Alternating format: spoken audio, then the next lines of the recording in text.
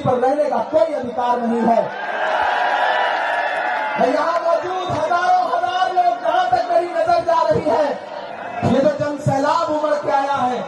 मैं आपसे बस एक बात कहना चाहता हूं, इस देश के पिछड़ों, इस देश के दलित भाइयों, इस देश के अल्पसंख्यकों, इस देश के गरीब सवर्णों, मैं आप सबसे बस इतना अनुरोध करना चाहता हूं कि राहुल गांधी एक ऐसा शख्स जो पिछले 10 साल से भारतीय जनता पार्टी की नफरत की राजनीति का सबसे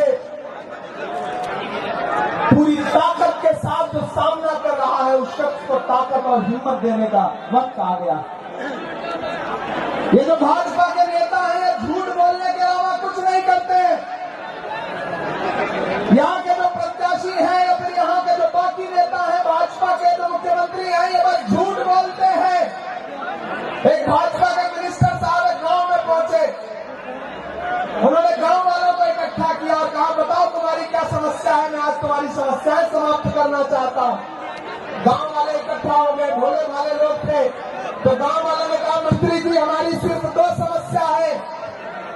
तो मंत्री जी ने, भाजपा के मंत्री जी ने कहा कि बताओ अभी साहब, इसे समाप्त कर देता हूं।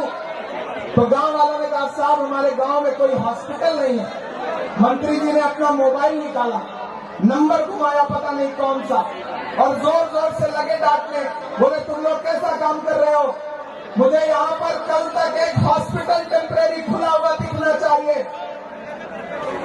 उसके बाद मोबाइल रखा और गांव वालों से कहा, लो मैंने तुम्हारी पहली समस्या समाप्त कर दी, दूसरी समस्या बताओ। तो गांव वालों ने कहा, साहब हमारी दूसरी समस्या यह है कि इस गांव में कोई मोबाइल का नेटवर्क ही नहीं है।